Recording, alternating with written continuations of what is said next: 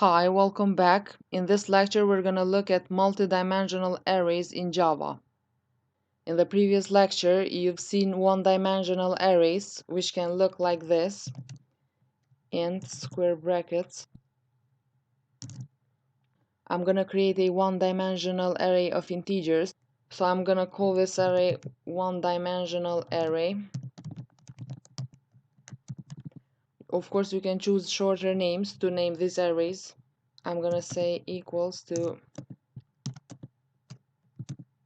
12, 49, 922.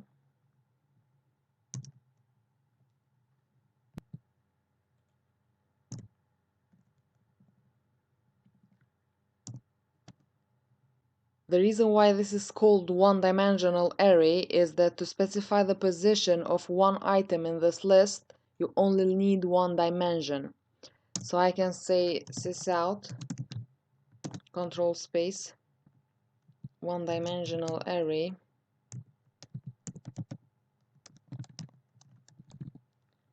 square brackets, for example 1, and I'm gonna run this. So I got my second number in the list.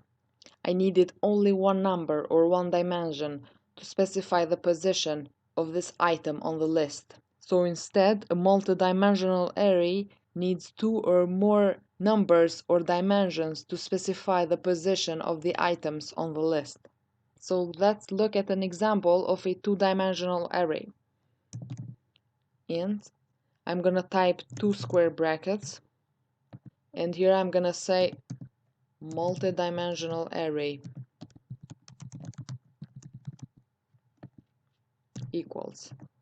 So I've created a two-dimensional array, but you can go on and add square brackets to make it 3 or 4-dimensional array. You could do that as well. So the important thing to know here is that in an int one-dimensional array, each item on the list is an integer. However, a multidimensional array is an array of an array. So each item in a multidimensional array is an array itself. So I could easily have this array as an element on the list of our multidimensional array. So I will add another array. The interesting thing to add here is that you don't have to put the same length of the previous array. So you could make a shorter or a longer array. Or you could use the same length as well. So I'll make this the same length of the first one. What we should add here is the opening and closing curly braces for this arrays, and add a semicolon at the end. So for example, to refer to this item on this list, you should do something like this. So I'm gonna put here the name of this multidimensional array. I'm gonna open 2 square brackets. So the easiest way to remember this is that you will use the first square bracket to refer to the whole array.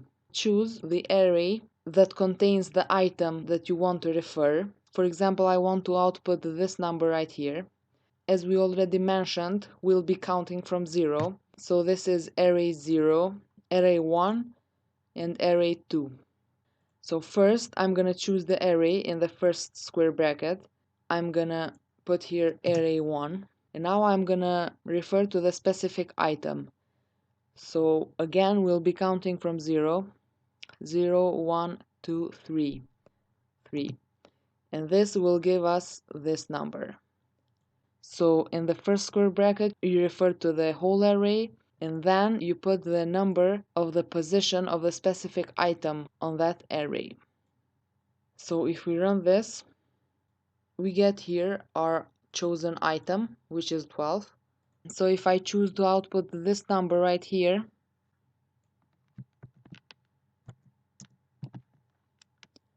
so we count the arrays once again, 0, 1, 2, and now the items on this array, 0, 1. So 34 will be outputted on the console,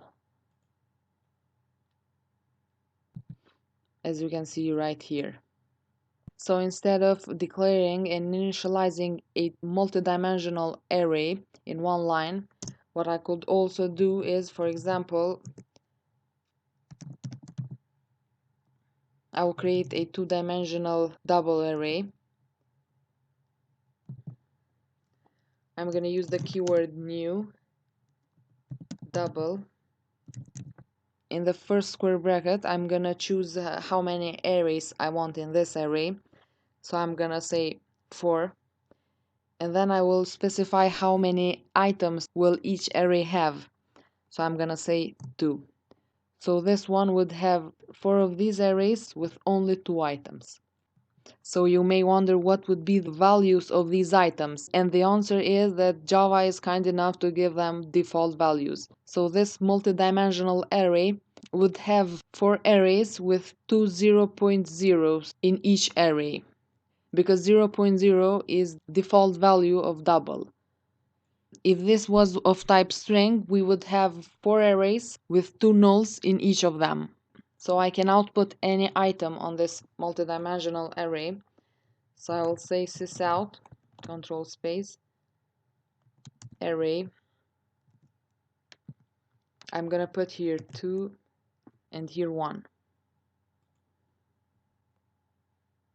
So as you can see, Java has given it a default 0.0 value.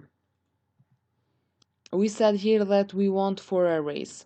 However, as long as we've been counting from 0, the maximum number allowed here is 3. Because there will be 4 arrays, but we'll be counting from 0, so it's 0, 1, 2, and 3. There are 4 arrays, so you cannot do something like this, because the 5th array is not available. So if you do this, Java will throw an exception, which we will learn later on in this course.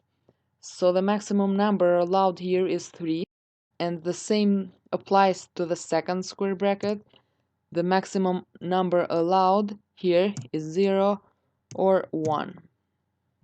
So another thing you can do with multidimensional array is omit the specification in the second square bracket. So here you will allocate a memory for 4 arrays. However, their length will not be specified, so you can specify it later. But do not forget that you cannot do otherwise. You cannot omit the first square bracket and do something like this. So this is not allowed. You can only omit the second square bracket.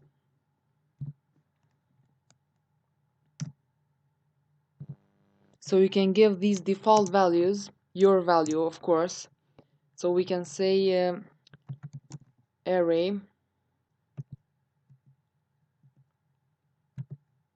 3 1 equals to 2.6. So now when we run this, 2.6 will be outputted on the console. And you can do the same with all the values you have declared right here. Now iterating through a multidimensional array, of course it's a little bit more complex than iterating in a one-dimensional array. So to iterate through a multidimensional array, we're going to use nested for loops. So nested for loops are basically for loops within for loops. So first we're going to iterate through arrays and then through their specific items. So here I'm going to initialize a int value. I'm going to say int array equals 0.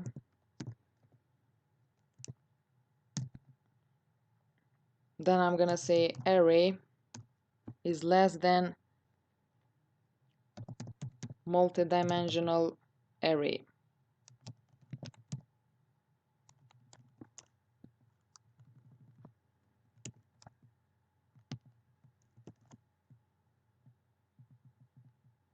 Dot length semicolon array plus plus.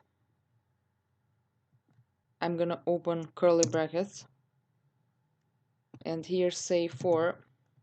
So I'm gonna declare another variable in here which must be different from this one.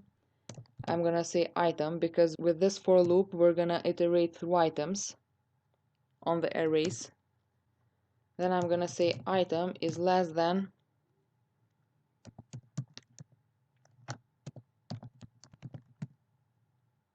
So now which is the length that we want to iterate of the items? Because here we have 3 items and here we have 4 items.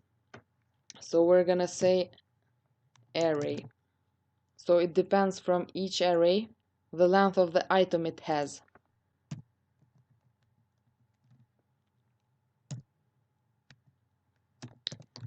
And we're gonna increase the item by 1 here as well. We're gonna open the curly braces once more. So now to output our multi-dimensional array, we can say sysout, control space,